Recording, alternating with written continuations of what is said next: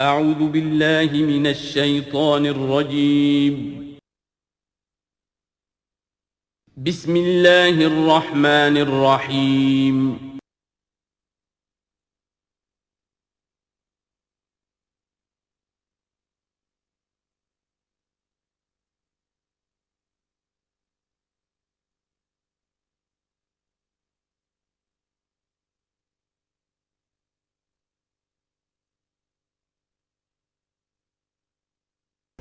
اعوذ باللہ من الشیطان الرجیم بسم اللہ الرحمن الرحیم وما قدر اللہ حق قدرہ اذ قالوا ما انزل اللہ علی بشر من شیء قل من انزل الکتاب الذی جاء بہ موسیٰ نورا وہدی للناس تجعلونہ قراطیس تبدونہا وتخفون کثیرا وعلمتم ما لم تعلموا انتم ولا آباؤکم قل اللہ ثم ذرهم في خوضهم يلعبون وهذا كتاب أنزلناه مبارك مصدق الذي بين يديه ولتنذر القرى ومن حولها والذين يؤمنون بالآخرة يؤمنون به وهم على صلاتهم يحافظون صدق اللہ العظیم۔ اب اس سورہ مبارکہ میں اس رد و قدح کا ذکر ہو رہا ہے کہ جو یہودیوں کے سکھلانے پڑھانے سے مکے کے کچھ لوگ حضور سے کر رہے تھے۔ اب تک جو گفتگو ہوئی ہے وہ خالص ان کی طرف سے تھی اور انہی کے ساتھ سارا مکالمہ تھا اور محاجہ تھا، لیکن جیسا کہ میں عرض کر چکا ہوں یہ صورتیں جو ہیں سورہ انعام اور سورہ اعراف یہ مکی دور کے آخری زمانے کی ہیں، اور ظاہر ہے کہ اس وقت تک چرچا پہنچ چکا تھا مدینہ منورہ میں بھی حضور کی رسالت اور نبوت کے دعوے کا، اور کان کھڑے ہو چکے تھے اہل کتاب کے یہود کے، تو وہیں سے بیٹھے ہوئے انہوں نے ریشہ دوانیاں کرنی شروع کر دی تھی۔ اور جیسے کہ ہم پڑھ چکے ہیں کہ جب زدم زدہ میں کوئی آ جائے تو وہ یہاں تک کہہ بیٹھتے تھے کہ ان مسلمانوں سے تو یہ مشرک بہتر ہیں جو بتوں کو پوجتے ہیں وغیرہ وغیرہ۔ اسی طرح کی ایک بات وہ ہے جو یہاں کہی جا رہی ہے، وما قدر اللہ حق قدرہ، اور انہوں نے ہرگز قدر نہ کی اللہ کی جیسا کہ قدر کرنی چاہیے تھی۔ اس قالو، جبکہ انہوں نے کہا ما انزل اللہ علی بشر من شیء، جبکہ انہوں نے کہا کہ نہیں اتاری ہے اللہ نے کسی بھی انسان پر کوئی بھی چیز، کیٹیگوریکل ڈینائل۔ چونکہ یہ لوگ جو تھے مکے والے یہ کتابوں سے واقف نہیں تھے، تو یہود نے سب سے پہلے جو ان سے کہا وہ یہ ہے کہ یہ سب خیال ہے، وہم ہے، اللہ نے کبھی کوئی چیز اتاری ہی نہیں کسی پر۔ اب چونکہ یہ سوال آیا تھا ان کی طرف سے، لہذا جواب میں مشرکین مکہ سے خطاب نہیں کیا ہے، بلکہ براہ راست جن کی طرف سے یہ بات آئی تھی ان سے خطاب ہے۔ قل من انزل الکتاب الذی جاء بہ موسیٰ، ان سے پوچھئے کہ پھر کس نے اتاری تھی وہ کتاب جو موسیٰ لے کر آئے تھے؟ کیا وہ من گھڑت تھی موسیٰ کی، اپنے ہاتھ سے لکھی ہوئی تھی؟ اگر اللہ نے کبھی کچھ نہیں اتارا تو من انزل الکتاب الذی جاء بہ موسیٰ نورا وہدی للناس، کہ جو نور بھی تھی اس کے اندر نور بھی تھا، وہ خود روشن تھی اور لوگوں کے لیے رہنمائی تھی۔ تجعلونہ قراطیسا، تم نے اسے ورق ورق کر دیا ہے، ٹکڑوں میں بانٹ دیا ہے، حصوں میں تقسیم کر دیا ہے۔ تبدونہا وتخفون کثیرا، کچھ کو ظاہر بھی کرتے ہو لیکن اکثر کو چھپا کر رکھتے ہو۔ یہودیوں نے کتاب کو جس طرح چھپایا ہے اور اپنے من مانی فتویٰ فروشی کے لیے تو انہوں نے یہ شکل اختیار کی تھی کہ عام لوگوں کے ہاتھ میں یہ کتاب نہیں آنی چاہیے، بڑی محفوظ رہنی چاہیے وہ، اور یہ کہ عام لوگوں کی دسترس میں نہ ہو۔ وَعُلِّمْتُمْ مَا لَمْ تَعْلَمُوا أَنْتُمْ وَلَا آبَاؤُكُمْ، اور تمہیں سکھائی گئی تھی وہ سب باتیں جو نہ تم جانتے تھے تمہارے آباء و اجداد جانتے تھے۔ قُلِ اللَّهُ، کہیے یہ سب اللہ نے نازل کیا، تورات بھی اللہ نے نازل فرمائی تھی، انجیل بھی اللہ نے نازل فرمائی تھی، اب یہ قرآن بھی اللہ نے نازل فرمایا ہے۔ ثُمَّ ذَرْهُمْ فِي خَوْضِهِمْ يَلْعَبُونَ، پھر یہ بات کہنے کے بعد اے نبی صلی اللہ علیہ وسلم ان کو چھوڑ دیجئے اور ان سے کنارہ کشی کر لیجئے، وہ اپنی باتوں میں خرافات کے اندر کھیلتے رہیں۔ وَهَذَا كِتَابٌ أَنزَلْنَاهُ مُبَارَكٌ، اور اب یہ کتاب ہے جسے ہم نے نازل کیا ہے بڑی بابرکت ہے، مصدق الذی بین یدیہ، جو تصدیق کرتے ہوئے آئی ہے اس کی جو اس کے سامنے موجود ہے۔ وَلِتُنذِرَ القرى ومن حولها، تاکہ اے نبی صلی اللہ علیہ وسلم آپ خبردار کر دیں القرى اور اس کے آس پاس کے لوگوں کو۔ قرا قریے کی جمع ہے، قرا بستیوں کی ماں، بستیوں کی جڑ، بستیوں کی بنیاد۔ ہر ملک کے اندر ایک شہر ایسا ہوتا ہے کہ جو گویا کہ اس کے لیے مرکز کی حیثیت رکھتا ہے، دارالخلافہ کہیں، دارالحکومت کہیں۔ تو اگرچہ عرب میں کوئی حکومت نہیں تھی، مرکزی حکومت، لیکن یہ کہ عرب میں، جزیرہ نما عرب میں مکہ مکرمہ کو ام القریٰ کی حیثیت حاصل تھی۔ یہی ایک شہر ایسا تھا کہ جہاں ایک تو یہ کہ کعبہ تھا، تمام قبیلے جو ہیں وہ یہاں حج کے لیے آتے تھے، ان کا مذہبی مرکز تھا۔ پھر یہ کہ جو قریش کو خاص طور پر ایسٹ ویسٹ ٹریڈ کے اندر جو خاص مونوپولی حاصل ہو گئی تھی، اور وہ بھی اسی کعبے کی برکت کی وجہ سے، اس کی وجہ سے پیسے کی ریل پیل بھی تھی، قافلے آتے تھے جاتے تھے، یہیں سے ہو کر جو یمن سے قافلے چلتے تھے، مکے سے ہو کر شام کو جاتے تھے، شام سے آتے تھے، مکے سے ہو کر پھر یمن کو جاتے تھے۔ یہ ام القریٰ ہے۔ تو اے نبی، ہم نے آپ کے پاس اب یہ کتاب نازل کی ہے جو مبارک ہے، تاکہ آپ ام القریٰ میں جو رہنے والے انہیں خبردار کریں، اور من حولہا، اور جو ان کے ارد گرد ہیں۔ اب یہ من حولہا کا معاملہ یہ ہے کہ اس کا تو دائرہ بڑھتا چلا جائے گا، اس لیے کہ ایک ماحول امیجیٹ ہے، ایک ذرا اور فاصلے پر ہے، ایک اور فاصلے پر ہے۔ اور ویسے یہ ہے کہ دنیا کا نقشہ اگر ہم دیکھیں کہ جو بھی پرانے بر اعظم تین تھے، ایشیا، یورپ اور افریقہ، باقی یہ کہ امریکہ بھی بہت دیر کے بعد جا کر جو دریافت ہوا ہے، آسٹریلیا اور انٹارکٹک اور انٹارکٹیکا جو ہے، تو یہ اصل میں ناف معلوم ہوتی ہے ان تین بر اعظموں کی۔ تینوں بر اعظم جہاں پر جڑ رہے ہوتے ہیں، تقریباً یہ علاقہ ہے جسے ہم مڈل ایسٹ کہتے ہیں۔ یہ مڈل ایسٹ تو اس کے لیے مس نومر ہے، صحیح لفظ نہیں ہے، لیکن یہ ضرور ہے کہ یہ نقطہ اتصال ہے جہاں یورپ مل رہا ہے، ایشیا مل رہا ہے، افریقہ مل رہا ہے، اور اس جنکشن پر یہ جزیرہ نما عرب واقع ہے۔ لہذا یہ اس اعتبار سے پوری دنیا کے لیے بھی ایک مرکز کی حیثیت رکھتا ہے۔ تو من حولہا میں پھیلتے چلے جائیں گے تو پورا کرۂ ارضی بھی آ جائے گا۔ والذین یؤمنون بالآخرۃ یؤمنون بہ، اور وہ لوگ جو آخرت پر ایمان رکھتے ہیں، یعنی یہ کہ ان لوگوں میں سے بھی، مشرکین میں سے بھی، ایک تو وہ جو سرے سے منکر ہیں بعث بعد الموت کے، لیکن جن کے ذہن میں کچھ بھی تصور ہے کہ نہیں ہے، اب جی اٹھنا ہے، جواب دہی ہے، تو پھر یہ ہے کہ وہ اس پر ایمان لے آئیں گے۔ وہم علی صلاتہم یحافظون، اور وہ اپنی نمازوں کی حفاظت کرنے والے ہیں۔ اس میں اشارہ ہو رہا ہے کہ لوگ ایمان لے آئے ہیں، آخر مکہ ہی میں سے تھے نا تمام صحابہ کرام مہاجرین۔ ومن اظلم ممن افترى علی اللہ کذبا، اس سے بڑھ کر ظالم کون ہوگا جس نے اللہ پر کوئی بات گھڑ کر منسوب کر دی، نمبر ایک۔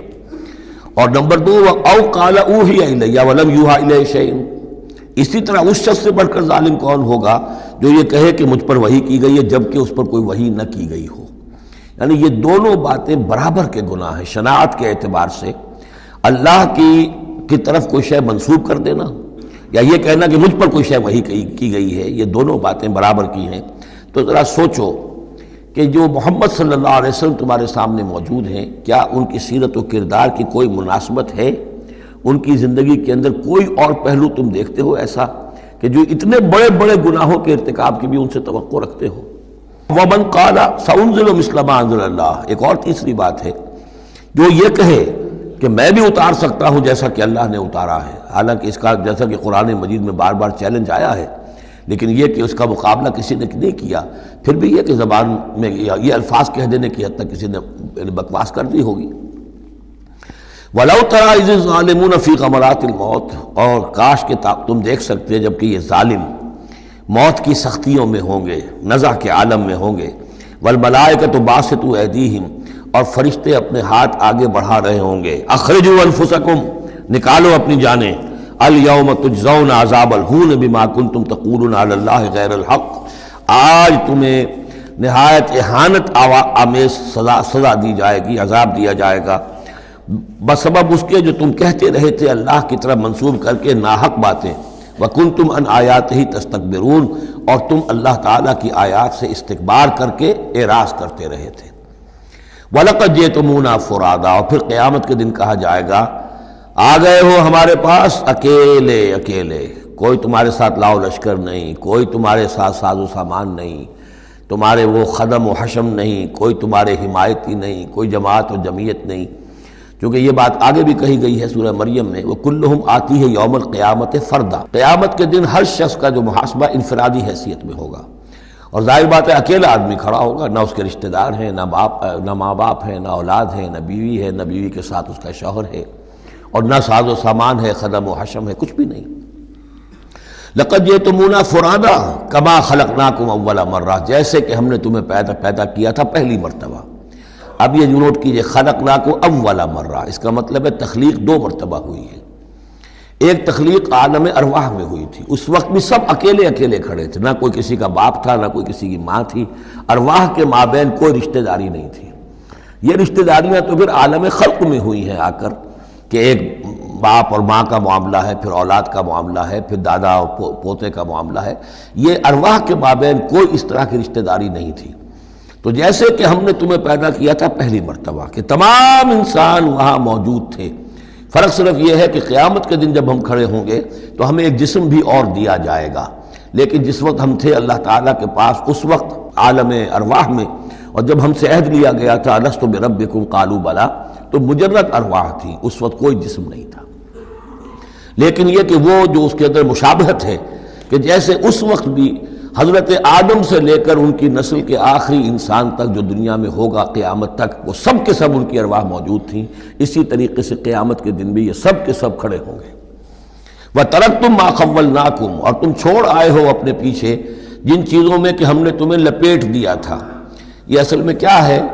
میری ایک انا ہے، میری ایک روح ہے، وہ میرے جسم میں لپٹی ہوئی ہے۔ پہلا غلاف تو یہ جسم ہے، پھر اس غلاف کے اوپر کپڑوں کا غلاف ہے، کپڑوں کے اوپر پھر مکان کا غلاف ہے۔ ہم غلاف در غلاف جو ہے، ہماری جو اصل حقیقت ہے، وہ جو اصل نفس الامری ہے ہماری روح، وہ در حقیقت ان غلافوں میں لپٹی ہوئی ہے۔ تو جو بھی غلاف ہم نے تم پر چڑھا دیے تھے وہ سب چھوڑ آئے ہو، وراء ظہورکم، اپنے پیچھے۔ وما نرى معكم شفعاءكم الذين زعمتم انهم فيكم شركاء، اور ہم دیکھ نہیں رہے تمہارے ساتھ کہ تمہارے وہ سفارشی نہیں آئے جن کے بارے میں تمہیں گھمنڈ ہو گیا تھا کہ وہ تمہارے معاملے میں شریک ہیں، سفارش کریں گے، تمہیں بچا لیں گے، چھڑا لیں گے ہمارے محاسبے سے، ہماری پکڑ سے۔ لقد تقطع بینکم، اب تمہارے مابین سارے رشتے ٹوٹ چکے۔ یعنی چاہے انہوں نے حضرت مسیح کو سمجھا ہو شفاعت کرنے والا، تو مسیح بھی اعلان برات کریں گے کہ میرا تم سے کوئی تعلق نہیں ہے، میں کوئی تمہاری شفاعت نہیں کر سکتا۔ کسی نے شیخ عبد القادر جیلانی کو سمجھا ہو تو وہ بھی اعلان برات کریں گے۔ باقی موہوم جو ہے لات عزا منات، وہ کس بلا کا نام ہے یہ تو ہم جانتے ہی نہیں، لیکن جن کو اولیاء اللہ کو، انبیاء کو یا ملائکہ کو اگر سمجھا گیا تھا تو وہ بھی قد تقطع بینہم، وہ سارے رشتے جو ہیں وہ کٹ جائیں گے۔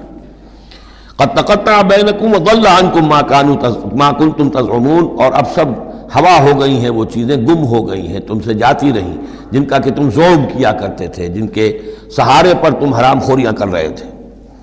ان اللہ فالق الحب والنوا، یقیناً اللہ ہی ہے کہ جو دانے اور گٹھلی کو پھاڑتا ہے۔ دیکھیے عالم خلق کے اندر کیا شکل ہو رہی ہے کہ دانہ زمین میں ڈالا آپ نے، وہ پھٹتا ہے، اس میں سے دو کونپلیں سی نکلتی ہیں، یا آم کی گٹھلی ہے زمین میں دبائی ہے، گٹھلی پھٹے گی، اس میں سے دو پتے نکلیں گے۔ یہ کون کر رہا ہے؟ اگرچہ بظاہر خود بخود ہو رہا ہے، جو بھی اللہ تعالیٰ نے فزیکل اور کیمیکل چینجز کے یہاں پہ قوانین بنا دیے ہیں اس کے تحت ہو رہا ہے، لیکن کرنے والا کون ہے؟ فاعل حقیقی کون ہے؟ جیسا کہ شیخ عبد القادر جیلانی ہی کا نام آیا تھا رحمۃ اللہ علیہ، تو انہوں نے اپنے جو وصایا ہیں ان میں بڑا پیارا جملہ لکھا ہے کہ میرے بچے، اپنے بچے کے لیے وصیت لکھی تھی، اس حقیقت کو ہر وقت مستحضر رکھنا کہ لا فاعل فی الحقیقت ولا مؤثر الا اللہ، حقیقت میں مؤثر اور فاعل اللہ کے سوا کوئی نہیں۔ تاثیر ہے تو اس کی بنا پر ہے، اس کے اذن سے ہے۔ کوئی فعل کا ارادہ تم کر سکتے ہو، لیکن فعل کا بالفعل انجام پذیر ہونا یہ تمہارے اختیار میں نہیں ہے، یہ تو اللہ کے حکم سے ہوگا۔ ان اللہ فالق الحب والنوا، یقیناً اللہ ہی ہے پھاڑنے والا دانے اور گٹھلی کا۔ یخرج الحی من المیت ومخرج المیت من الحی، وہ نکالتا ہے مردہ زندہ کو مردہ میں سے، اور وہ نکالنے والا ہے مردہ کو زندہ میں سے۔ مخرج المیت من الحی ذالکم اللہ فانا تؤفکون، وہ ہے اللہ، لیکن تم کدھر بچلے جا رہے ہو، کدھر تم الٹے جا رہے ہو، اس اللہ کو پہچانو۔ فالق الاصباح، اب یہ فلق دوسرا بھی ہے، وہ ہے صبح کا پھاڑنے والا، رات کی سیاہی کا پردہ چاک کر کے سپیدہ سحر کو نمودار کرنے والا۔ یہ بھی خود بخود ہو رہا ہے، زمین کی گردش ہے، جو بھی ہے اس کے تحت ہو رہا ہے، لیکن یہ بھی یہ نہ سمجھیں کہ یہ بھی اللہ تعالیٰ کے تصرف کے بغیر اور اس کی تدبیر کے بغیر ہے، بلکہ یہی ہوگا فالق الاصباح، صبح کی روشنی کا پھاڑنے والا۔ وجعل اللیل سکنا والشمس والقمر حسبانا، اب دیکھیے یہ ہے وہ آلاء اللہ جن کے حوالے سے اللہ کی عظمت، اللہ کی صفات، اللہ کی قدرت، ان سب چیزوں کو نمایاں کیا جا رہا ہے۔ التذکیر بآلاء اللہ۔ وجعل اللیل سکنا، اس نے بنا دیا ہے رات کو سکون کی جگہ، سکون کا وقت۔ والشمس والقمر حسبانا، اور سورج اور چاند کو اس نے بنا دیا حساب کے لیے، وہ حساب کا ایک نظام ہے جس کے تحت چل رہے ہیں، اسی سے دن وجود میں آ رہے ہیں، رات وجود میں آ رہی ہے، اسی سے مہینے وجود میں آ رہے ہیں۔ ذالک تقدیر العزیز العلیم، یہ اندازہ ہے مقرر کیا ہوا اس ہستی کا جو العزیز ہے اور العلیم ہے، زبردست ہے اور سب کچھ جاننے والی ہے۔ وَهُوَ الَّذِي جَعَلَ لَكُمُ النُّجُومَ لِتَهْتَدُوا بِهَا فِي ظُلُمَاتِ الْبَرِّ وَالْبَحْرِ، اور وہی ہے کہ جس نے ستاروں کو بنا دیا ہے تمہارے لیے کہ ان سے تم راستہ پاؤ۔ اندھیری راتوں کے اندر قافلے چلتے تھے تو ستاروں سے وہ سمت معین کر کے چلتے تھے، اسی طریقے سے جہاز رانی ہوتی تھی سمندر میں تو آپ کو معلوم ہے ستاروں ہی سے وہ اپنا رخ معین کرتے تھے۔ لِتَهْتَدُوا بِهَا فِي ظُلُمَاتِ الْبَرِّ وَالْبَحْرِ، خشکی اور سمندر کی تاریکیوں میں تم ان ستاروں سے راستہ پاتے ہو۔ قد فصلنا الآیات لقوم یعلمون، ہم نے تو اپنی آیات کو واضح کر دیا، اس کی تفصیل بیان کر دی، کھول کھول کر بیان کیا ان لوگوں کے لیے جو علم رکھتے ہیں یا جو علم حاصل کرنا چاہیں۔ وَهُوَ الَّذِي أَنشَأَكُم مِّن نَّفْسٍ وَاحِدَةٍ، اور وہی ہے کہ جس نے تمہیں اٹھایا ایک جان سے۔ یہ سب جو ہے ظاہر بات ہے کہ ایک جان سے بنا ہے، جو بھی پوری کی پوری یہ جو نسل انسانی بنی ہے وہ ایک جان سے بنی ہے۔ اس میں یہ بھی ہو سکتا ہے کہ مراد حضرت آدم علیہ السلام ہو، اور یہ بھی ہو سکتا ہے اگر کوئی حقیقت ہے ایولیوشن تھیوری میں تو اس کو آپ ٹریس کریں اور امیبا تک لے جائیں، وہ بھی ایک جان ہے۔ اس جان سے ہی پھر مختلف ارتقائی مراحل طے کرتے ہوئے، اس میں پہلے کوئی سیکس نہیں تھا، پھر ہوتے ہوتے سیکس ظاہر ہوا، تو اسی سے خلق منہا زوجہا والی بات جو ہے، اور اس پر ڈاکٹر رفیع الدین مرحوم نے قرآن اور علم جدید جو ان کی کتاب ہے اس میں بہت عمدہ تحقیق ان کی ہے، اور مولانا امین اصغر اصلاحی صاحب نے بھی اس کی تصویب کی ہے۔ تو جن لوگوں کو دلچسپی ہو اس کتاب کا مطالعہ کریں کہ یہ ایک جان سے پیدا کرنے کا مطلب کیا ہے۔ فَمُسْتَقَرٌّ وَمُسْتَوْدَعٌ، اس نے بنایا تمہیں ایک جان سے، لیکن پھر یہ کہ تمہارے لیے ایک تو مستقل ٹھکانہ ہے اور ایک ہے کچھ دیر کے لیے امانت کے طور پر رکھے جانے کی جگہ۔ اب یہ مستقر کیا ہے، مستودع کیا ہے، اس میں تین قول ہیں مفسرین کے۔ پہلا قول تو یہ ہے کہ مستقر تو ہے دنیا، یہاں ہم آئے ہیں، لیکن مستودع کیا تھا، تھوڑی دیر کے لیے جو میں رہا ہوں اپنی والدہ محترمہ کے بطن میں رہا ہوں، تو وہ رحم مادر جو ہے وہ مستودع تھا، کچھ دیر کے لیے وہاں امانتاً انسان رہتا ہے اور پھر وہ دنیا میں آتا ہے، وہ مستقر ہے۔ دوسری رائے یہ ہے کہ مستقر تو آخرت ہے اور قبر ہے مستودع، قبر میں رکھا جاتا ہے انسان کو، اور یہ گویا کہ عالم برزخ جو ہے یہ عارضی ودیت کرنے کی جگہ ہے، عارضی طور پر امانتاً رکھنے کی جگہ ہے، پھر جانا ہے۔ مستقر جو ہے وہ آخرت ہے۔ تیسری رائے یہ ہے کہ مستقر آخرت ہے اور مستودع دنیا ہے، دنیا میں جو وقت ہم گزار رہے ہیں یہ آخرت کے مقابلے میں بہت ہی عارضی ہے۔ اس حوالے سے اسے بھی کہا جا سکتا ہے کہ یہ بہت ہی عارضی سی امانت کی جگہ ہے۔ قد فصلنا الآیات لقوم یفقہون، ہم نے تو اپنی آیات کو واضح کر دیا ہے اور تفصیل بیان کر دی ہے ان لوگوں کے لیے جو تفقہ سے کام لیں، غور کریں، سوچیں سمجھیں۔ وَهُوَ الَّذِي أَنزَلَ مِنَ السَّمَاءِ مَاءً، اور وہی ہے کہ جس نے اتارا ہے آسمان سے یا بلندی سے پانی۔ فَأَخْرَجْنَا بِهِ نَبَاتَ كُلِّ شَيْءٍ، پھر ہم نے نکال دیا اس کے ذریعے سے ہر شے کی نباتات، اگنے والی ہر شے جو ہے نباتات زمین سے نکالی۔ فَأَخْرَجْنَا مِنْهُ، تو ہم نے اس کے ذریعے نکالے اس میں سے خضراً، سرسبز کھیتی، نخرج منہ حبا متراکبا، جس میں سے ہم نکالتے ہیں کہ جو دانے ہیں ایک دوسرے کے اوپر چڑھے ہوئے ہیں۔ اب سٹا ہے تو چاہے وہ کوئی کسی بھی یعنی اس کا ہے اناج کا، اب کس طریقے سے کہ دانے کے اوپر دانہ چڑھا ہوا ہوتا ہے، حبا متراکبا، یہ دانے ایک دوسرے کے اوپر چڑھے ہوئے ہوتے ہیں۔ وَمِنَ النَّخْلِ مِن طَلْعِهَا قِنْوَانٌ دَانِيَةٌ، اور کھجور کے گابھے میں سے گوشے ہوتے ہیں کہ جو لٹکتے ہوئے ہوتے ہیں۔ وَجَنَّاتٍ مِّنْ أَعْنَابٍ، اور باغات ہم نے بنا دیے ہیں جو کہ کھجور انگوروں کے ہیں۔ وَالزَّيْتُونَ، اور زیتون، وَالرُّمَّانَ، اور انار، مُشْتَبِهًا وَغَيْرَ مُتَشَابِهٍ، ایسے بھی جو ایک دوسرے سے ملتے جلتے ہیں رنگ میں، روپ میں، شکل میں، اور ایسے بھی ہیں کہ جن میں کچھ فرق ہے۔ انظروا إِلَىٰ ثَمَرِهِ إِذَا أَثْمَرَ، ذرا غور سے دیکھا کرو اس کے ثمر کو جب کہ وہ پکتا ہے، کیسا تدریجاً اس کے اندر، ابھی بڑا کچا پھل ہے، پھر اس کے اندر وہ پکنے کا عمل کس طرح تدریجاً ہو رہا ہے۔ انظروا الی ثمرہ، ان ثمرات کو دیکھا کرو، اذا اسمرا جب کہ وہ پکتے ہیں پھل لاتے ہیں، وینعہ اور اس کے پکنے کو بھی دیکھو، اذا اینعا یہ گویا کہ یہاں محذوف ہوگا، وینعہ اذا اینعا، انظروا الی ثمرہ اذا اسمرا دیکھو اس کے پھل لانے کو جب کہ وہ پھل لائے، وینعہ اذا اینعا اور اس کے پکنے کو دیکھو کس طرح تدریجاً وہ پکتا ہے۔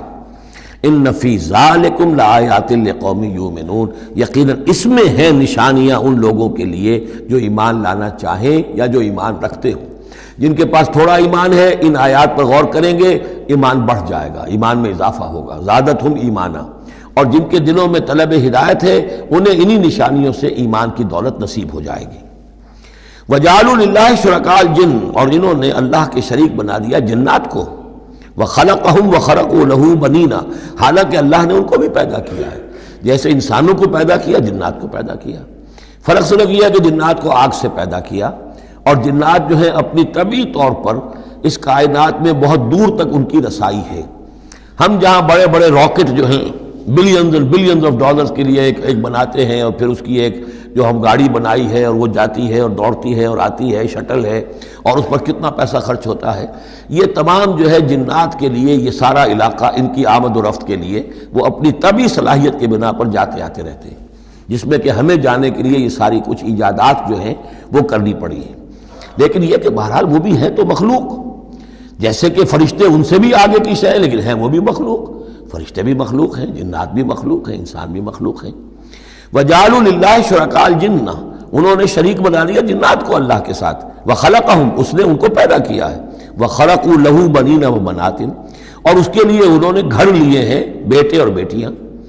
حضرت عیسیٰ کو بیٹا بنا دیا گیا، حضرت عزیر کو بیٹا بنا دیا گیا، اور اللہ تعالیٰ کی فرشتوں کو کہہ دیا گیا وہ بیٹیاں ہیں، بغیر علم، بغیر اس کے کہ کوئی علمی سند ہو، کوئی بنیاد ہو، کوئی دلیل ہو۔ سبحانہ و تعالی عما یصفون، وہ پاک ہے اور بہت بلند و بالا ہے ان تمام چیزوں سے جو یہ بیان کر رہے ہیں۔ بدیع السماوات والارض، یہ لفظ آ چکا ہے سورہ بقرہ میں، کریشن ایکس نہیلو، عدم محض سے وجود میں لانے والا، وہ ہے کہ جو آسمانوں اور زمین کو وجود میں لایا ہے عدم محض سے۔ انا یکون لہ ولد، اس کے اولاد کیسے ہو سکتی ہے، ولم تکن لہ صاحبہ، جبکہ اس کی کوئی بیوی نہیں، کوئی جورو نہیں، تو اولاد کیسے ہو جائے گی۔ وخلق کل شیء، اور اس نے تو ہر شے کو پیدا کیا ہے، ایک خالق ہے باقی سب مخلوق ہیں، وہو بکل شیء علیم، اور وہ ہر چیز کا علم رکھتا ہے، اس کی مخلوقات میں سے کوئی شے اس کی نگاہوں سے ایک لمحے کے لیے بھی اوجھل نہیں ہے۔ ذالکم اللہ ربکم، وہ ہے اللہ تمہارا رب۔ اصل میں یہ انداز سمجھ لیجئے کہ چونکہ جو یہ مشرکین مکہ اور عرب تھے وہ اللہ کو مانتے تو تھے، اصل میں اس کی صفات کمال، اس کی قدرت، اس کی عظمت، اس کے بارے میں ان کا ذہن کچھ جو ہے محدود ہو گیا تھا، ورنہ اللہ کے منکر تو وہ نہیں تھے۔ ذالکم اللہ ربکم، دیکھو جس اللہ کو تم مانتے ہو وہ ہے وہ اللہ جس کی یہ شان ہے۔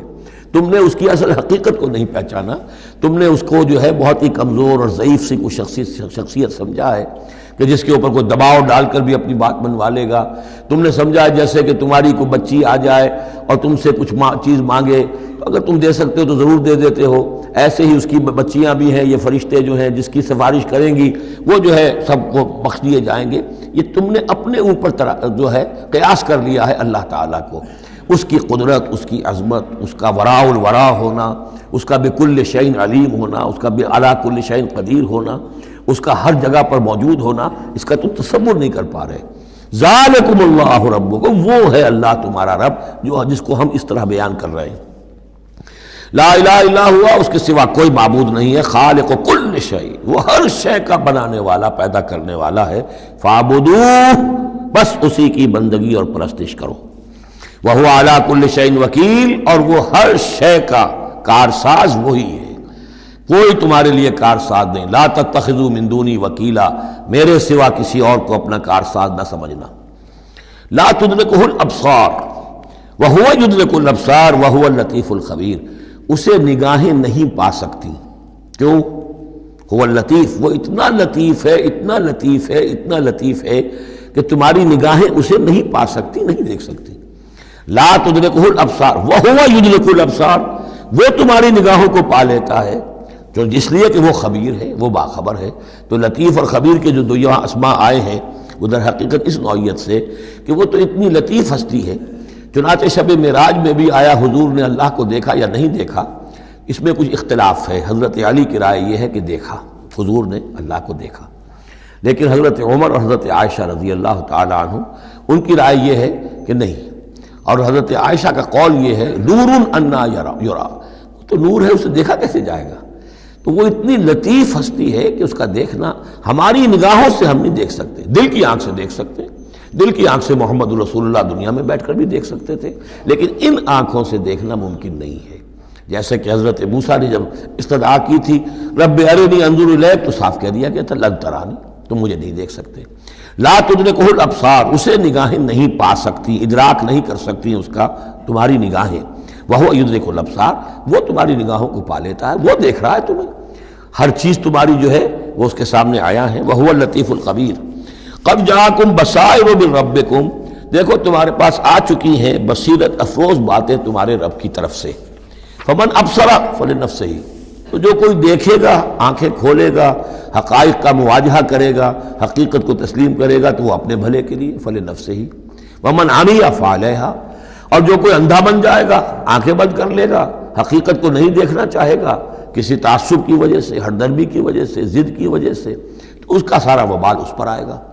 وما انا علیکم بحفیظ، اور بہرحال میں تمہارا کوئی نگران نہیں ہوں، میں تمہارے اوپر کوئی ٹھیکیدار نہیں ہوں، میں تمہاری طرف سے جواب دہ نہیں ہوں۔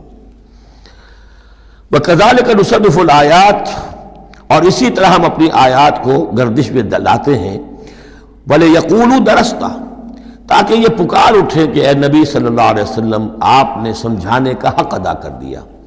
درستہ اصل میں عربی زبان میں آتا ہے درس یدرسو، لکھنا مٹانا، جیسے بچے شروع میں جب کوئی تعلیم حاصل کرتے ہیں تو تختی ہے، تختی لکھی پھر دھو دی، پھر لکھی پھر دھو دی۔ اب تو خیر تختی وقتی شاید آج لوگوں کے ذہنوں سے نکل گئی ہوں گی باتیں، آج کا بچہ کیا سمجھے گا تختی کس بلا کا نام ہے؟ یا سلیٹ ہوتی تھی، اب اس میں کچھ کیا پھر دھو دیا، پھر کچھ لکھا پھر صاف کر دیا۔ تو یہ ہے کہ کسی کو پڑھانے کے لیے تدریجاً بار بار درستہ، اے نبی آپ نے خوب بار بار ہر طرح سے، ہر اعتبار سے، ایک پھول کا مضمون ہے تو 100 رنگ سے باندھوں، آپ نے بات سمجھا دی۔ وَلِنُبَيِّنَهُ لِقَوْمٍ يَعْلَمُونَ، تاکہ واضح کر دیں ہم اس کو ہر طرح سے ان لوگوں کے لیے جو علم حاصل کرنا چاہیں یا جو علم رکھتے ہیں۔ اتَّبِعْ مَا أُوحِیَ إِلَیْکَ مِن رَبِّک، اب دیکھیے یہاں پر میں نے آپ سے کہا تھا کہ بار بار حضور سے خطاب آئے گا، لیکن یہ خطاب صرف حضور سے نہیں ہوتا، یہ حضور کی وساطت سے امت کے لیے بھی، اہل ایمان کے لیے بھی۔ لیکن مکی صورتوں میں آپ کو 2/3 قرآن میں براہ راست خطاب مسلمانوں سے بہت کم ملے گا، شاذ۔ یہ خطاب جو ہے چونکہ جب امت کی شکل بنی ہے مسلمانوں کی، وہ تحویل قبلہ کی بات بنی، اب امت ہے۔ کذالک جعلناکم امۃ وسطا لتکونوا شہداء علی الناس ویکون الرسول علیکم شہیدا۔ پھر خطاب، پھر تو ایک سورہ حجرات جو ہے 18 آیتیں 5 دفعہ یا ایھا الذین آمنوا یا ایھا الذین آمنوا یا ایھا الذین آمنوا یا ایھا الذین آمنوا، لیکن یہ کہ آپ کو اتنی لمبی لمبی صورتوں میں یا ایھا الذین آمنوا ملے گا ہی نہیں۔ اہل ایمان سے بھی جو کہا جا رہا ہے وہ حضور سے واحد کے صیغے میں، اتبع ما اوحی الیک من ربک، پیروی کرو اس کی جو وحی کیا جا رہا ہے آپ کی طرف، آپ کے رب کی طرف سے۔ اور یہ صرف حضور کو نہیں، سب کے لیے۔ لا الہ الا ہوا، اس کے سوا کوئی معبود نہیں، وَأَعْرِضْ عَنِ الْمُشْرِكِينَ، اور ان مشرکوں سے ذرا کنارہ کشی کیجئے، ذرا اپنا چہرہ ان کی طرف سے آپ پھیر لیجئے، زیادہ ان کے حال پر توجہ نہ دیجئے۔ وَلَوْ شَاءَ اللَّهُ مَا أَشْرَكُوا، اگر اللہ چاہتا تو شرک نہ کرتے، اگر اللہ کو جبر ہی اختیار کرنا ہوتا اپنا اور بالجبر ان کو ایمان پر لانا ہوتا تو سب کو ایمان پر لے آتا۔ وَمَا جَعَلْنَاكَ عَلَيْهِمْ حَفِيظًا، اور دیکھیے اے نبی ہم نے آپ کو ان پر داروغہ، نگران، ذمہ دار، ٹھیکیدار نہیں بنایا ہے۔ آپ کا کام ہے حق کو واضح کر دینا، انذر بہی، ذکر بہی، بشر بہی، اس قرآن کے ذریعے بشارت دیتے رہیے، قرآن کے ذریعے خبردار کرتے رہیے، قرآن کے ذریعے تذکیر کرتے رہیے، آپ کا کام یہ ہے۔ فذکر انما انت مذکر لست علیہم بمسیطر، یاد دہانی کرائیے، اس لیے کہ آپ یاد دہانی کرانے والے ہیں، آپ ان کے اوپر داروغہ نہیں ہیں۔ وما انت علیہم بوکیل ولا تسبوا الذین یدعون من دون اللہ فیسبوا اللہ عدوا بغیر علم۔ اب یہاں مسلمانوں سے خطاب ہے، لیکن دیکھیے یا ایھا الذین آمنوا نہیں ہے، یہ خاص ہے قرآن کے اسلوب کو سمجھنے کے لیے۔ اور مت گالیاں دو ان کو، برا بھلا کہو ان کو جن کو یہ پکارتے ہیں اللہ کے سوا، یعنی کوئی جوشیلا نوجوان مسلمانوں میں سے اور وہ گالیاں دینی شروع کر دے لات اور عزا اور منات کو، کیا ہے یہ، کچھ نہیں ہے، ان کی کوئی حیثیت نہیں ہے، تو یہ ساری چیزیں ٹھیک نہیں ہیں۔ ان کے وہ محترم انہوں نے جو بھی گھڑے ہوئے ہیں ان کے ذہنوں میں ان کی عظمت ہے، ان کی عقیدت ہے، خام خواہ وہ جوش میں آ کے غصے میں آ کے اب اللہ کو گالیاں دینے لگیں گے۔ تو اس سے یہ کہ خام خواہ اس طرح کا اشتعال آمیز انداز اختیار نہ کرو۔ وَلَا تَسُبُّوا الَّذِينَ يَدْعُونَ مِن دُونِ اللَّهِ، مت گالیاں دو یا برا بھلا کہو انہیں جنہیں یہ پکارتے ہیں اللہ کے سوا، فَيَسُبُّوا اللَّهَ عَدْوًا بِغَيْرِ علم، تو اللہ کو گالیاں دینے لگ جائیں گے زیادتی کے اندر آ کر، زدم زدہ میں آ کر، بغیر علم کے۔ كَذَلِكَ زَيَّنَّا لِكُلِّ أُمَّةٍ عَمَلَهُمْ، اسی طرح ہم نے ہر قوم کے لیے اس کے عمل کو مزین کر دیا ہے، وہ اسی میں خوش ہے، مگن ہے۔ ہمارے آباء و اجداد کی مورتیاں ہیں، یہ دیویاں ہیں، دیوتا ہیں، اس میں مگن ہیں، ان کے احساسات ہیں، ان کے جذبات ہیں۔ سمجھاؤ ضرور، انذار کرو، تبشیر کرو، تذکیر کرو، تبلیغ کرو، نصیحت کرو، سب کچھ کرو، لیکن یہ ہے کہ ان کے ساتھ گالم گلوچ نہیں اور ان کے معبودوں کو برا بھلا کہنا نہیں۔ ثم الی ربہم مرجعہم، پھر ان کے رب ہی کی طرف ان سب کو لوٹنا ہے، فینبئہم بما کانوا یعملون، وہ ان کو جتلا دے گا جو کچھ کہ وہ کرتے رہے تھے۔ واقسموا باللہ جہد ایمانہم، اور وہ قسمیں کھا کھا کر کہتے ہیں، اب یہ وہی آ گیا جو عمود ہے اس سورہ مبارکہ کا، کچھ عرصے سے اس کچھ رکوعوں سے اس کا تذکرہ نہیں آیا تھا، اب پھر بڑے شد و مت کے ساتھ وہی بات، دکھاؤ ہمیں معجزہ، دکھاؤ ہم ایمان لے آئیں گے۔ کیوں نہیں دکھاتے معجزہ؟ نبوت کا دعویٰ ہے، رسالت کا دعویٰ ہے، عام دعویٰ تو نہیں کر رہے ہو تم، کیوں نہیں کوئی معجزہ دکھاتے؟ جب خود کہتے ہو کہ موسیٰ نے دکھائے، عیسیٰ نے دکھائے، فلاں نے دکھائے، قوم سمود کو دکھا دیا گیا معجزہ، تو آخر کیا قیامت آ گئی؟ ہمیں کیوں نہیں معجزہ دکھاتے؟ وَأَقْسَمُوا بِاللَّهِ جَهْدَ أَيْمَانِهِمْ، اور اپنے عوام پر اثر ڈالنے کے لیے قسم، خدا کی قسم ہے محمد ہم ایمان لے آئیں گے، آپ دکھائیے تو صحیح ایک دفعہ معجزہ۔ کیا بگڑتا تھا ان کا قسمیں کھانے میں؟ اقسموا باللہ جہد ایمانہم، وہ اللہ کی قسمیں کھا رہے ہیں اپنی پوری قوت کے ساتھ، شد و مت کے ساتھ۔ لئن جاءتہم آیۃ لیؤمنن بہا، اگر آیت آ جائے، نشانی آ جائے، معجزہ دکھا دیا جائے، وہ لازماً ایمان لے آئیں گے۔ قل انما الآیات عند اللہ، کہہ دیجئے نشانیاں تو سب اللہ کے اختیار میں ہیں، میرے اختیار میں نہیں، اللہ کا فیصلہ وہ نہیں دکھانا چاہتا۔ اب اس میں جو اثر پڑ سکتا تھا اہل ایمان پر، اس کا جواب ہے آگے، وما یشعرکم، اے مسلمانوں تمہیں کیا پتہ ہے، انہا اذا جاءت لا یؤمنون، جب وہ نشانی آ جائے گی تب بھی یہ نہیں مانیں گے، لیکن ان کی مہلت ختم ہو جائے گی، پھر وہ عذاب فوری طور پر آ جائے گا۔ ابھی در حقیقت اس میں خیر ہے، اس میں بھلائی ہے، اسی میں ان کے لیے اپنے اوپر سختی جھیل لو، اپنے اوپر جو بھی اس وقت تنگی آ گئی ہے، ضیق ہے، اس کو برداشت کرو، لیکن یہ کہ یہ چیز ان کے قوم کے حق میں، لوگوں کے حق میں مفید نہیں ہوگی۔ اور اب جو آیت آئی ہے وہ بہت ہی اہم ہے، وَنُقَلِّبُ أَفْئِدَتَهُمْ وَأَبْصَارَهُمْ كَمَا لَمْ يُؤْمِنُوا بِهِ أَوَّلَ مَرَّةٍ، ہم ان کے دلوں کو الٹ دیں گے، ان کی نگاہوں کو الٹ دیں گے، اس لیے کہ وہ ایمان نہیں لائے تھے پہلی مرتبہ۔ دیکھیے یہ قاعدہ قانون اب اچھی طرح سمجھ لیجئے جو سورہ بقرہ کے شروع ہی میں آ گیا تھا پہلے رکوع میں۔ انسان کا معاملہ یہ ہے کہ اللہ تعالیٰ نے اسے جو صلاحیتیں دی ہیں، اگر وہ اس کو استعمال کرے گا تو اس صلاحیت میں اضافہ ہوتا ہے۔ آپ علم جو ہے لوگوں کو سکھائیں گے، آپ کے علم میں اضافہ ہوگا۔ آپ آنکھ کا استعمال کریں گے، آنکھ کی بصارت برقرار رہے گی۔ پٹی باندھ دیجئے آنکھ پر، 2-4 مہینے تک پٹی بندھی رہے، بصارت زائل ہو جائے گی۔ اس جوڑ کا کام ہے کہ یہ چلے، حرکت کرے، اس کے اوپر آپ پلاسٹر لگا دیجئے، کئی مہینے لگا رہے، اس کی حرکت ختم ہو جائے گی، لاک ہو جائے گی۔ جو صلاحیت اللہ نے دی ہے اس کا استعمال نہیں ہوگا تو وہ ہوتے ہوتے وہ صلاحیت پھر زائل ہو جاتی ہے، ضائع ہو جاتی ہے، سلب ہو جاتی ہے۔ ایک باطنی صلاحیت ہے حق کو پہچاننے کی، میرے اندر وہ صلاحیت ہے، مجھ پہ حق منکشف ہوا اور میرے دل نے گواہی دی حق ہے، میں نے اس کو دیکھنے سے انکار کر دیا، نہیں مانوں گا میں، ضد کی وجہ سے، تعصب کی وجہ سے، ہردرمی کی وجہ سے۔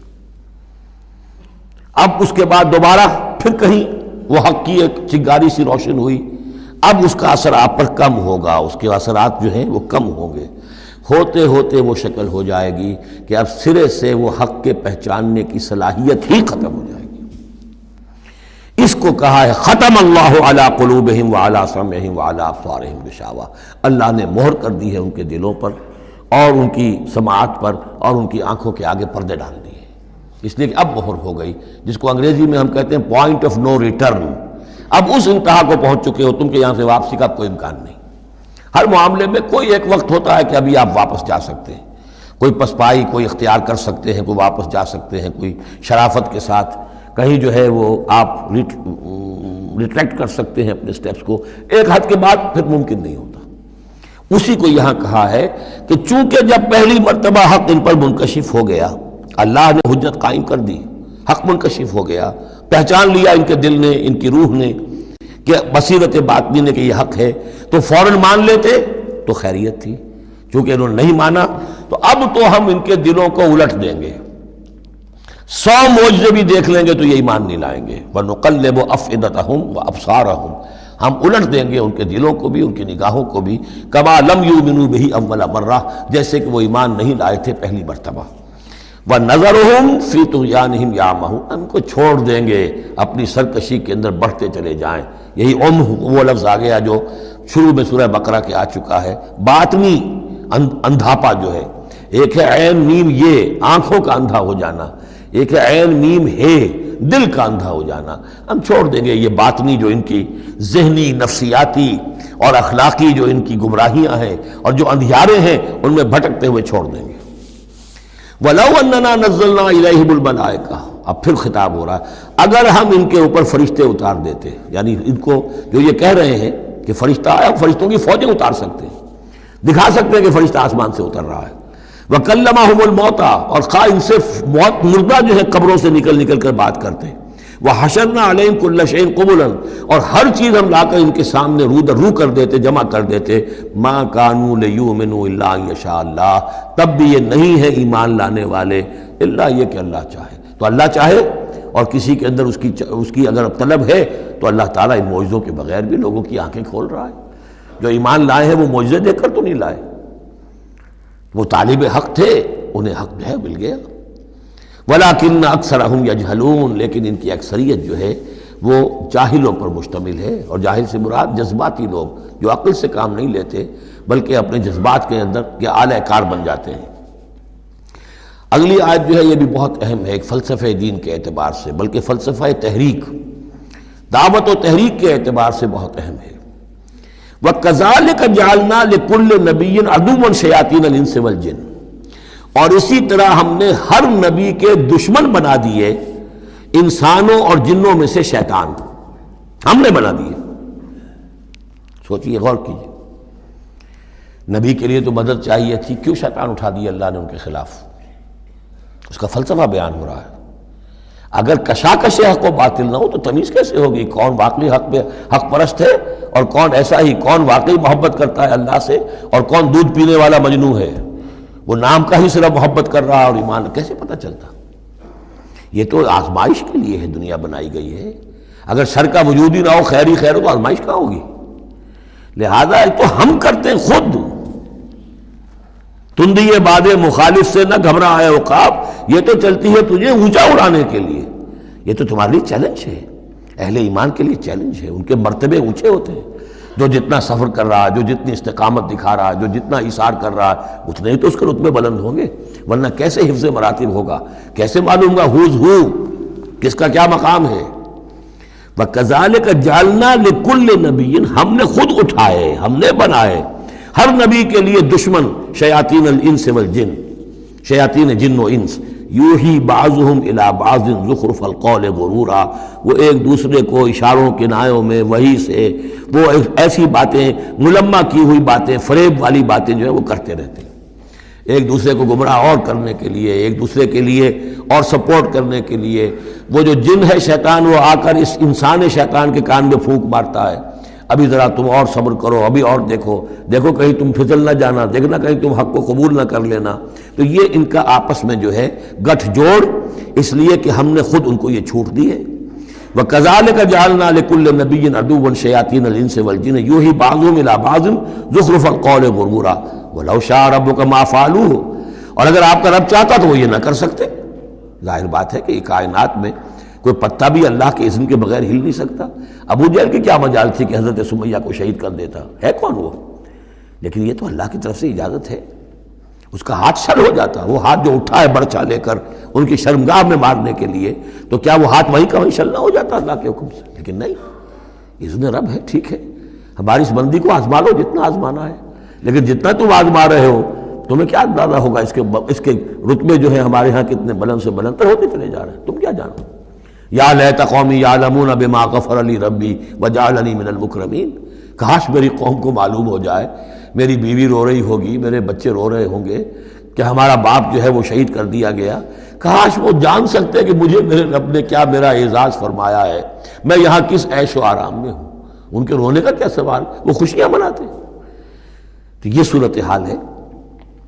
وَلَوْ شَاءَ رَبُّكَ مَا فَعَلُوهُ فَذَرْهُمْ وَمَا يَفْتَرُونَ، تو چھوڑیے آپ ان کو، جو یہ افتراء کر رہے ہیں کرنے دیجئے، یہ ہماری سنت ہے، ہمارا طریقہ ہے، ہمارا فلسفہ یہی ہے۔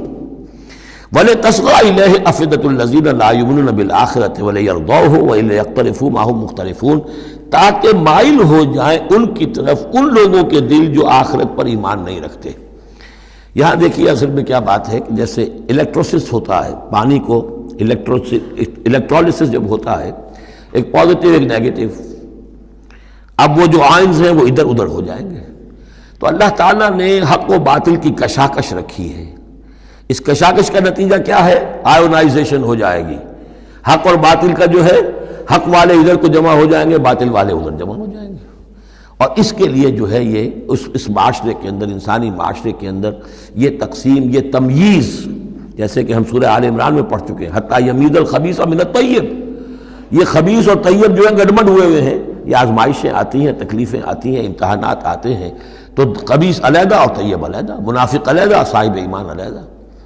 تو فرمایا لِتَصْغَىٰ إِلَيْهِ أَفْئِدَةُ الَّذِينَ لَا يُؤْمِنُونَ بِالْآخِرَةِ، تاکہ اس کی طرف، ان شیاطین جن و انس کی جو باتیں ہیں پھیلائی ہوئی، ان کی طرف متوجہ ہو جائیں، مائل ہو جائیں ان لوگوں کے دل جو آخرت پر ایمان نہیں رکھتے، وَلِيَرْضَوْهُ، اور تاکہ وہ اس کو پسند بھی کریں، اور پھر وہ جو بھی اپنے برے اعمال کا جو انبار جمع کرنا چاہتے ہیں جمع کر لیں، وَلِيَقْتَرِفُوا مَا هُمْ مُقْتَرِفُونَ أَفَغَيْرَ اللَّهِ أَبْتَغِي حَكَمًا، پھر وہی سوال اسی طرح میں نے کہا تھا، سرچنگ کویسچن، کیا تم چاہتے ہو میں اللہ کے سوا کسی کو حکم بناؤں اپنا؟ اب پس منظر میں وہ ہے کہ اللہ کو مانتے تھے، تم کیا چاہتے ہو؟ جسے تم مانتے ہو، میں نے تو اس کو اپنا رب بنایا ہے، بس باقی جو تم نے گھر لیے ہیں اس کے لیے کوئی سند ہو تو پیش کر دو، تو میں کسی اور کو ماننے کو تیار نہیں۔ ایک جگہ آیا ہے قُلْ إِنْ كَانَ لِلرَّحْمَٰنِ وَلَدٌ فَأَنَا أَوَّلُ الْعَابِدِينَ، اگر اللہ کا کوئی بیٹا ہوتا سب سے پہلے میں پوجتا اس کو، جب میں اللہ کو پوجتا ہوں، اس کی پرستش کرتا ہوں، تو اللہ کے بیٹا ہوتا تو میں کیوں نہ پوجتا اس کو؟ نہیں اللہ کا بیٹا۔ یہ ہے در حقیقت قرآن مجید کا انداز سمجھانے کا، بڑا فطری، اس میں منطق کم اور جذبات سے اپیل ہے، درون بینی، انٹراسپیکشن کی طرف دعوت ہے، اپنے دل میں جھانکو، ذرا غور کرو، اپنے گریبان میں منہ ڈالو، سوچو، غور کرو، تمہیں خود یہ حقیقتیں جو ہے نظر آ جائیں گی۔ افغیر اللہ ابتغی حکما، تو کیا میں اللہ کے سوا کسی اور کو اپنا منصف اور حکم بنا لوں؟ وَهُوَ الَّذِي أَنزَلَ إِلَيْكُمُ الْكِتَابَ مُفَصَّلًا، جبکہ وہ تو وہ ہے کہ جس نے تمہاری طرف ایک بڑی مفصل کتاب نازل کر دی ہے، کتنی واضح کتاب نازل کر دی ہے۔ وَالَّذِينَ آتَيْنَاهُمُ الْكِتَابَ يَعْلَمُونَ أَنَّهُ مُنَزَّلٌ مِّن رَّبِّكَ، اور جنہیں ہم نے کتاب دی تھی پہلے وہ جانتے ہیں، دلوں میں جانتے ہیں، زبان سے مانے یا نہ مانے، کہ یہ منزل ہے، یہ نازل کی گئی ہے من ربک، آپ کے رب کی طرف سے، اے نبی، بالحق، حق کے ساتھ، فلا تکونن من الممترین، تو ہرگز نہ ہو جانا شک کرنے والوں میں۔ وتمت کلمۃ ربک صدقا وعدلا، اور آپ کے رب کی بات تو سچائی اور عدل پر مبنی ہونے کے اعتبار سے درجہ تمام و کمال کو پہنچ چکی ہے۔ تمت کلمۃ ربک، تیرے رب کی بات پوری ہو چکی، مکمل ہو چکی۔ الیوم اکملت لکم دینکم واتممت علیکم نعمتی وتمت کلمۃ ربک صدقا وعدلا، اس کی ہر بات صداقت پر اور ہر بات اس کی عدل پر مبنی ہے، اور اس اعتبار سے وہ نقطہ کمال کو پہنچ چکی ہے۔ لا مبدل لکلماتہ، اس کی باتوں کا کوئی بدلنے والا نہیں۔ وہو السمیع العلیم، وہ سب کچھ سننے والا اور جاننے والا ہے۔ وَإِن تُطِعْ أَكْثَرَ مَنْ فِي الْأَرْضِ يُضِلُّوكَ عَنْ سَبِيلِ اللَّهِ، اور اگر تم پیروی کرو گے زمین میں بسنے والوں کی اکثریت کی، تو وہ تو تمہیں اللہ کے راستے سے لازماً گمراہ کر دے گی۔ یہ بڑی اہم آیت ہے قرآن مجید کی جدید جمہوری نظام کی نفی کے لیے۔ جمہوریت ایک طرز حکومت ہے کہ جس میں بندوں کو گنا کرتے ہیں، تولا نہیں کرتے۔ قرآن کہہ رہا ہے زمین کی اکثریت جو ہے، اگر تو فیصلہ کن یہی بات ہے اکثریت کدھر اقلیت کدھر، تو اکثریت تو دنیا میں ہمیشہ باطل پرستوں کی رہی ہے۔ دور صحابہ میں صحابہ کتنے تھے؟ پوری دنیا کی آبادی کے حساب سے گنتی کیجئے، لاکھ میں ایک نہیں بنے گا۔ اس حوالے سے غور کریں۔ ان تطع اکثر من فی الارض یضلوک عن سبیل اللہ، اصل بات کیا ہے؟ ہاں ایک جگہ اکثریت آ سکتی ہے، موٹی موٹی باتیں جو دین کی ہیں وہ تو اس بنیاد پر مانی جائیں گی کہ اللہ اور اس کے رسول نے یہ فرمایا ہے، یہ لینڈ مارکس ہیں۔ اس کے اندر اندر مباحات کے درمیان فیصلہ اکثریت کی بنیاد پر کر لیا جائے۔ شراب حرام ہے وہ تو سرو نہیں کی جا سکتی، آپ کے ہاں کوئی دعوت ہونی ہے، کوئی تقریب ہے، اب اس میں سوچ رہے ہیں کہ کیا سرو کیا جائے، بھئی شراب تو حرام ہے، اللہ اور اس کے رسول کا حکم ہے، وہ تو سرو نہیں ہو سکتی۔ اب یہ کہ شربت جو ہے روح افزا سرو کیا جائے یا 7 اپ یا اسپرائٹ سرو کیا جائے، یہ مباحات میں سے یا اکثریت کا فیصلہ کر لیجئے، کوئی بات نہیں، جو اکثریت کی رائے ہو۔ لیکن ایبسولوٹ اتھارٹی اکثریت کے پاس، ساورنٹی اکثریت کے پاس، انا للہ و انا الیہ راجعون، وَإِن تُطِعْ أَكْثَرَ مَن فِي الْأَرْضِ يُضِلُّوكَ عَن سَبِيلِ اللَّهِ، ساورنٹی اللہ کے پاس رہے گی، اس کا حکم اپنی جگہ پر، باقی مباحات کے دائرے میں آپ اکثریت کی رائے پر بھی چل سکتے ہیں۔ إِن يَتَّبِعُونَ إِلَّا الظَّنَّ، یہ نہیں پیروی کر رہے مگر صرف ظن و تخمین کی، اٹکل پچوں کی، وَإِنْهُمْ إِلَّا يَخْرُصُونَ، اور یہ نہیں کچھ کر رہے سوائے اس کے کہ کچھ اندازے انہوں نے مقرر کیے ہیں۔ ان ربک هو اعلم من يضل عن سبیلہ، آپ کا رب خوب واقف ہے ان سے کہ جو اس کے راستے سے بھٹک چکے ہیں، وهو اعلم بالمہتدین، اور وہ خوب واقف ہے ان سے بھی جو ہدایت کی راہ پر ہیں۔ فَكُلُوا مِمَّا ذُكِرَ اسْمُ اللَّهِ عَلَيْهِ إِن كُنتُم بِآيَاتِهِ مُؤْمِنُونَ، تو کھاؤ ان چیزوں میں سے جن پر اللہ کا نام لیا گیا ہے اگر تم اس کی آیات پر ایمان رکھتے ہو۔ یہ پھر وہی جو عرب کے اندر مشرکوں میں جو جاہلی تصورات تھے، توہمات تھے، تو ان کو پھر رد کرنے کے لیے، بلکہ پھر نہیں کہنا چاہیے، یہ تو مکی صورتیں ہیں، یہ کام تو ہو چکا تھا، باقی یہ کہ وہ تو جو بھی آخری پھر ٹچز تھے وہ سورہ مائدہ وغیرہ میں دیے گئے ہیں۔ وَمَا لَكُمْ أَلَّا تَأْكُلُوا مِمَّا ذُكِرَ اسْمُ اللَّهِ عَلَيْهِ، یہ تم نے جو بنا لی ہیں چیزیں، اب ان کے اوپر چاہے وہ حام اور صائبہ اور یہ وسیلہ اور یہ وہ کوئی شے اللہ نے مقرر نہیں کی ہے، ان کو ذبح کرو، حلال جانور ہے، اونٹ ہے، کچھ اور ہے، اس کو حلال کر سکتے ہو، اللہ کا نام لو اور کھاؤ۔ وَمَا لَكُمْ أَلَّا تَأْكُلُوا مِمَّا ذُكِرَ اسْمُ اللَّهِ عَلَيْهِ وَقَدْ فَصَّلَ لَكُمْ مَا حَرَّمَ عَلَيْكُمْ، جبکہ اللہ تعالیٰ تفصیل بیان کر چکا ہے تمہارے لیے وہ ان چیزوں کی جو حرام کی گئی ہیں۔ یہ سورۃ النحل کے اندر بھی یہ مضمون چونکہ آیا تھا، وہ آگے چل کر پڑھیں گے 14ویں پارے میں، لہذا وہ صورت اس سے پہلے نازل ہوئی ہے، لہذا فرمایا جا رہا کہ وہ تمہارے اوپر اس کی تفصیل پہلے بیان کی جا چکی ہے۔ إِلَّا مَا اضْطُرِرْتُمْ إِلَيْهِ، اس میں بھی تمہارے لیے گنجائش ہے کہ اگر استرار ہے، جان پر بنی ہوئی ہے، بھوک سے جان نکل رہی ہے، تو ان حرام چیزوں میں سے بھی کچھ کھا کر جان بچائی جا سکتی ہے۔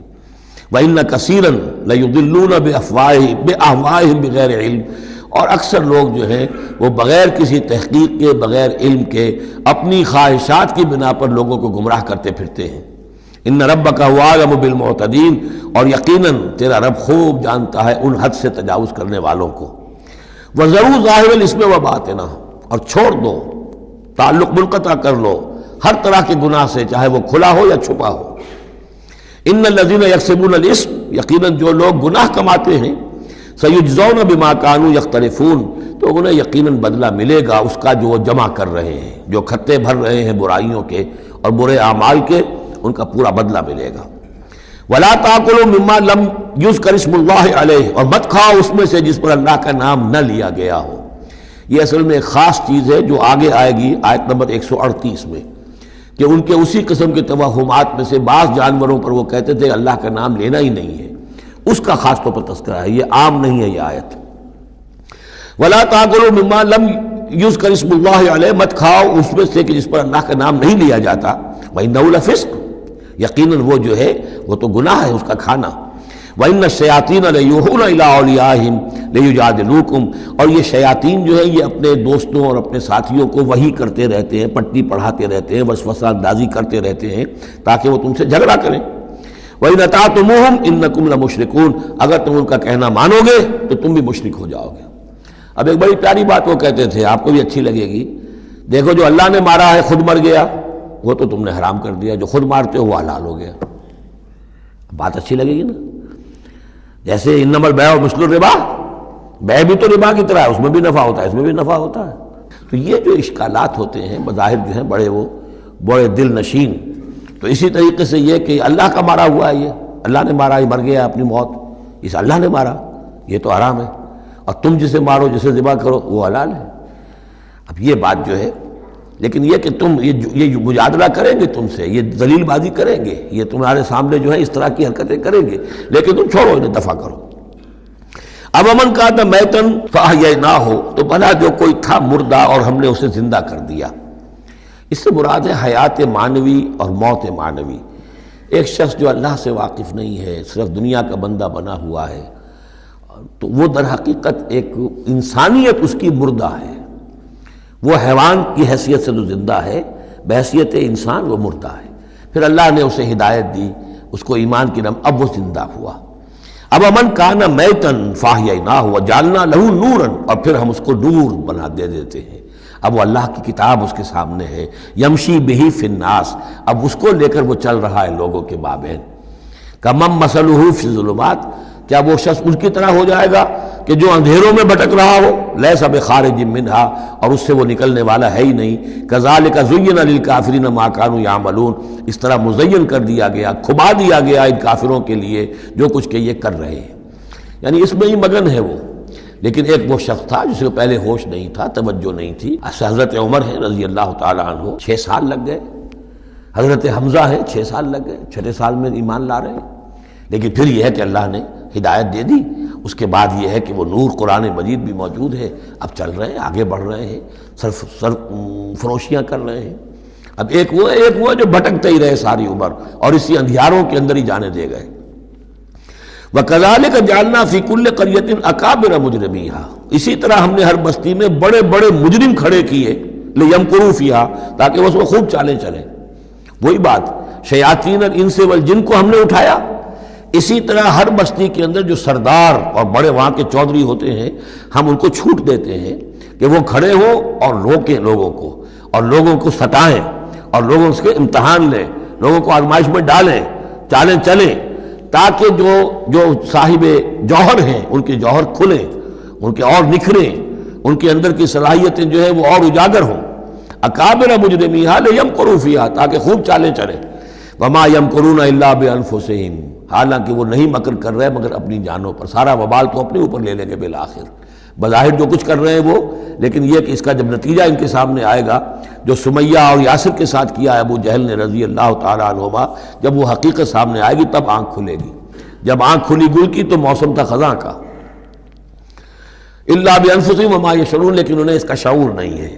وَإِذَا جَاءَتْهُمْ آیَةٌ قَالُوا لَن نُؤْمِنَ حَتَّىٰ نُؤْتَىٰ مِثْلَ مَا أُوتِیَ رُسُلُ اللَّهِ، اور جب ان کے پاس کوئی نشانی آتی ہے، نشانی سے مراد قرآن کی آیت، قرآن کی دلیل، تشبیہ، تصریف آیات نئے انداز میں، فرمایا جب بھی ان کے پاس آیت آتی قالوا لن نؤمن، وہ کہتے ہیں ہم ہرگز ایمان نہیں لائیں گے، حتیٰ نؤتیٰ مثل ما اوتی رسول اللہ، جب تک کہ ہمیں بھی وہی چیز نہ دی جائے جو اللہ کے دوسرے رسولوں کو دی گئی تھی، ویسے ہی حصی معجزے۔ اللہ عالم حیث یجعل رسالتہ، اللہ تعالیٰ زیادہ واقف ہے اس سے کہ وہ اپنی رسالت کے لیے کیا جگہ، کیا محل، کیا مقام معین کرے۔ اللہ تعالیٰ نے اس وقت ان کے لیے یہی رکھا، وہ بھی اللہ کی حکمت کے تحت تھا۔ اور اب جب کہ نوع انسانی شعور کے اعتبار سے بلوغ کی عمر کو پہنچ چکی ہے، بچہ چھوٹا ہوتا ہے کھیلنے کے لیے کھلونے دیے جاتے ہیں، لیکن ذرا بڑا ہو جائے تو اسے کھلونے نہیں دیے جاتے، اب اسے حکمت سکھائی جاتی ہے، عقل سکھائی جاتی ہے، شعور سکھایا جاتا ہے، تمیز سکھائی جاتی ہے۔ تو وہ نوع انسانی کا دور طفولیت تھا، اس میں ابھی ان کا فہم، ان کی عقل، ان کے شعور، ابھی ان کی جو ہے بلوغت کو نہیں پہنچی تھی یہ شعور کی چیزیں، لہذا ان کے لیے وہ کھلونے بھی تھے، حصی معجزات بھی تھے۔ اب انسان بحیثیت مجموعی نوع انسانی جو ہے عقلی بلوغ کو اور شعور کے بلوغ کو پہنچ چکی ہے، لہذا اب وہ چیزیں نہیں دکھائی جائیں گی۔ اللہ عالم حیث یجعل رسالتہ سیصیب الذین اجرموا صغار عند اللہ، ان قریب پہنچے گی ان مجرموں کو، ان گناہگاروں کو بہت ہی ذلت اللہ کے ہاں، وعذاب شدید بما کانوا یمکرون، اور سخت سزا اور عذاب ان کی انتاری چال بازیوں کے طفیل کے جو وہ کر رہے ہیں۔ فمن یرید اللہ ان یہدیہ یشرح صدرہ للاسلام، تو اللہ تعالیٰ جس کے لیے بھی چاہتا ہے کہ اس کو ہدایت کے دروازے اس کے لیے کھول دے، اس کے سینے کو اسلام کے لیے کھول دیتا ہے۔ یہ ایک بڑی معنوی حقیقت ہے، اس پہ غور کیجئے گا۔ شرح صدر، الم نشرح لک صدرک، یہ جو حضور کے لیے خاص طور پر شرح صدر جو ہے اللہ تعالیٰ نے ایک بہت بڑے احسان کے طور پر بیان فرمایا، الم نشرح لک صدرک، اس شرح صدر کی ہر مسلمان کو دعا کرنی چاہیے۔ اللہم ربنا نور قلوبنا بالایمان واشرح صدورنا للاسلام، اے اللہ ہمارے دلوں کو تو نور ایمان سے منور فرما دے اور ہمارے سینوں کو اسلام کے لیے کھول دے۔ اس کے معنی کیا ہے؟ اللہ ہمارے اندر وہ باطنی بصیرت پیدا کر دے کہ اسلام کی ہر چیز ہمیں ٹھیک نظر آئے، ہاں ہاں یہی تو ٹھیک ہے، یہی تو ہونا چاہیے، منطقی ہے، معقول ہے، کہیں چیز اپرائے گی نہیں۔ انسان کی فطرت جو ہے اتنی مطابقت محسوس کرے گا انسان کہ دیکھنا تقریر کی لذت کہ جو اس نے کہا میں نے یہ جانا کہ گویا یہی میرے دل میں تھا، اس لیے کہ اس کا اپنا سینہ جو ہے اللہ تعالیٰ نے اسلام کے لیے کھول دیا ہے۔ تو یہ شرح صدر جو ہے اللہ تعالیٰ کی طرف سے بہت بڑی نعمت ہوتی ہے۔ فَمَن يُرِدِ اللَّهُ أَن يَهْدِيَهُ، اللہ جس کو ہدایت دینا چاہتا ہے یشرح صدرہ للاسلام، اس کے سینے کو اسلام کے لیے کھول دیتا ہے۔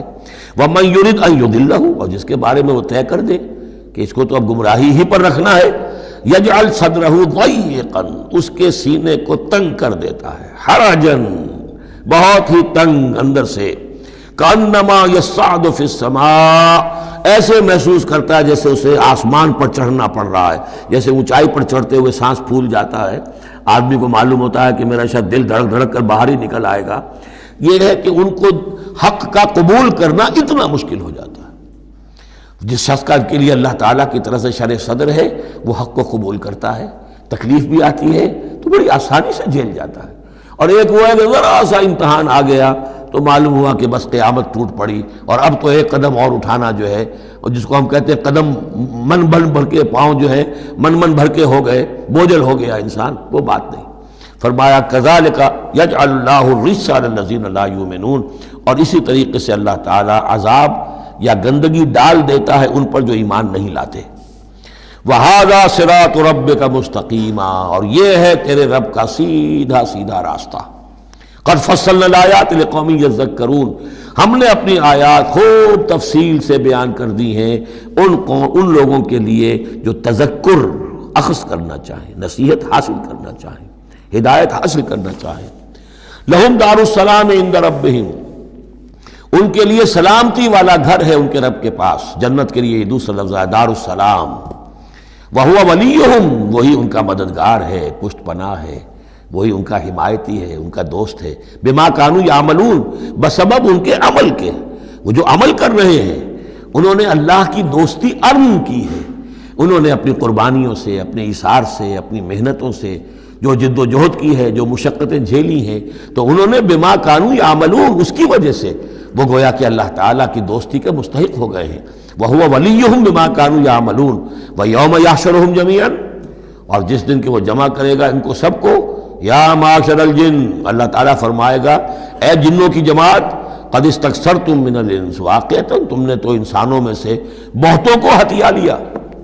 جو کہا تھا اس بڑے جن نے، عزازیل نے، کہ تو دیکھے گا وما تجد اکثرهم شاکرین، کہ ان کی اکثریت شکر کرنے والی نہیں ہو گئی، تو گویا کہ ایک طرح کا شاباش جو ہے اللہ تعالیٰ کی طرف سے ان کو دی جائے گی۔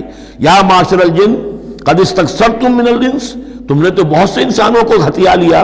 وقال اولیاؤہم من الانس، اور جو ان کے ساتھی تھے انسانوں میں سے، ان کی غیرت ذرا جاگے گی کہ اللہ تعالیٰ نے یہ کیا کہہ دیا کہ ان جنات نے ہمیں جو ہے ہتھیا لیا اور شکار کر لیا۔ ربنا، وہ یہ کہیں گے ربنا استمتع بعضنا ببعض، پروردگار ہم میں سے بعض نے بعض سے فائدہ اٹھایا، ہم ان سے کام لیتے رہے، یہ ہم سے کام لیتے رہے، ہم نے ان کو موکل بنایا، ان کے ذریعے سے غیب کی خبریں، کہانت کی دکانیں چمکائیں۔ قال اولیاء من الانس ربنا استمتع بعضنا ببعض وبلغنا اجلنا الذي اجلت لنا، اور اب ہم اپنی اس مدت کو پہنچ چکے جو تو نے ہمارے لیے مقرر کر دی تھی۔ قال النار مسواکم، اللہ فرمائے گا اب آگ ہے تمہارا ٹھکانہ، خالدین فیہا الا ما شاء اللہ، اب تم رہو گے اسی میں ہمیشہ ہمیش سوائے اس کے جو اللہ چاہے۔ ان ربک حکیم علیم، یقیناً تیرا رب حکیم اور علیم ہے۔ وکذالک نولی بعض الظالمین بعضا بما كانوا یکسبون، اور اسی طرح ہم ساتھی بنا دیتے ہیں اور ملا دیتے ہیں بعض ظالموں کو بعض ظالموں کے ساتھ ان کے کرتوتوں کی وجہ سے، ان کی کمائی کی وجہ سے۔ بارک اللہ لی ولکم فی القرآن العظیم ونفعنی وإیاکم بالآیات والذکر الحکیم۔